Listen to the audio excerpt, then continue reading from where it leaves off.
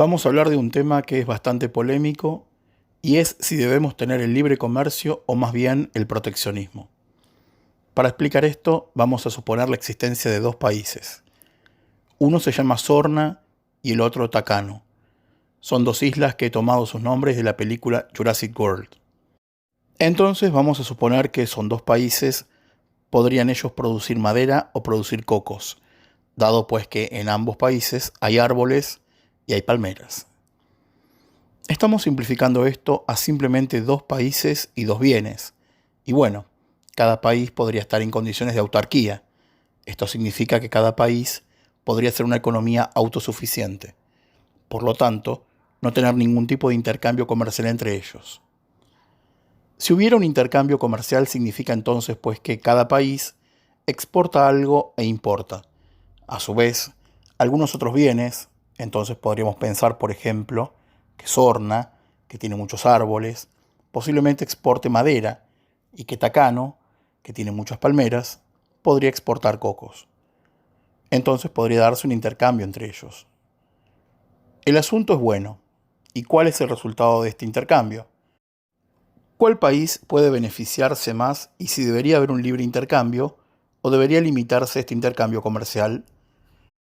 Entonces, Thomas Moon, un economista inglés que vivió de 1571 a 1641, fue un economista mercantilista.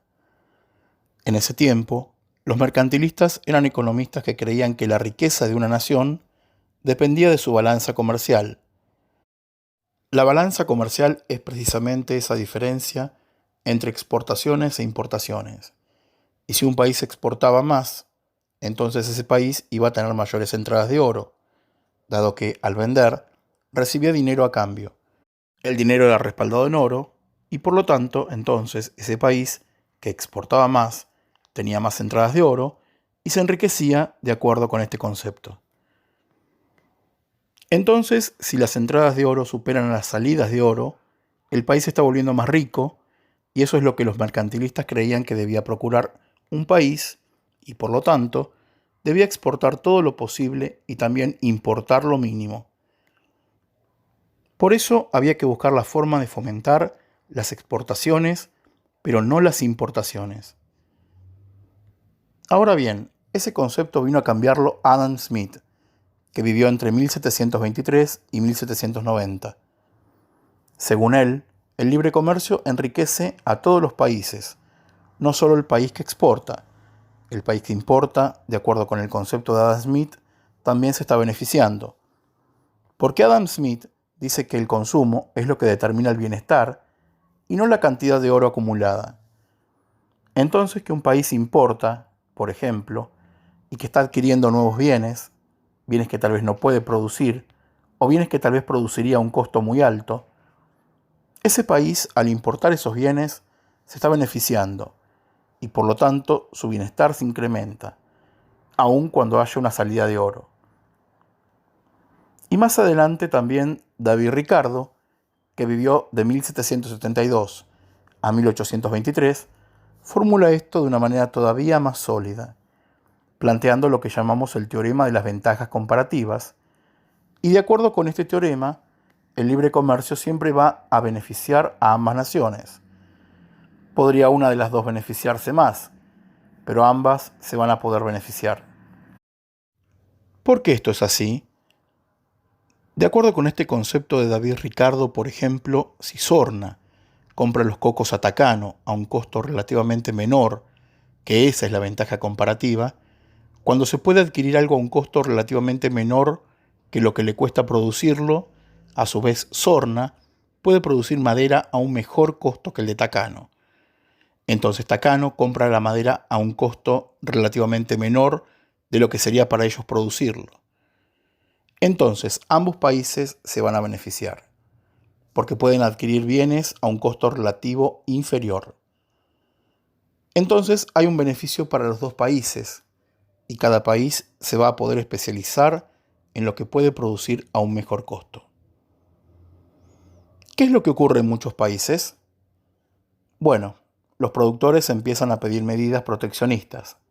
Por ejemplo, si Sorna empieza a venderle madera a Takano, Los productores de madera de Takano van a decir, bueno, nosotros estamos quedando fuera del mercado, vendemos muy poco, para nosotros no conviene, y entonces le piden al gobierno que ponga algún tipo de barrera. Las barreras más frecuentes son los aranceles, o sea, impuestos. Un impuesto para cada unidad de madera importada, de manera que esa madera se vuelva más cara y que no lo saque mucho del mercado. Incluso a veces un arancel puede ser prohibitivo cuando hace que la madera importada sea muchísimo más cara. Otra opción es el establecimiento de cuotas. Entonces se dice, se puede importar madera más barata, pero solo una cantidad limitada. Otra alternativa es el establecimiento de reglas sanitarias. Se establecen una serie de reglas exigentes, que hacen entonces que sea difícil la importación de ciertos productos y que los productores del otro país tengan que incurrir en costos más altos para cumplir esas reglas. Y así tenemos una gran diversidad de diferentes mecanismos que se utilizan en diferentes momentos como barreras para el intercambio comercial. Los organismos internacionales como la Organización Mundial del Comercio, OMC, o el Fondo Monetario Internacional, FMI, normalmente abogan por el libre comercio, bajo el argumento de que esto beneficia a los países y muchos países deciden entonces firmar acuerdos de libre comercio, los famosos tratados de libre comercio, para que puedan intercambiar entre ellos con libertad, pero no existe esa libertad con terceros países fuera del bloque.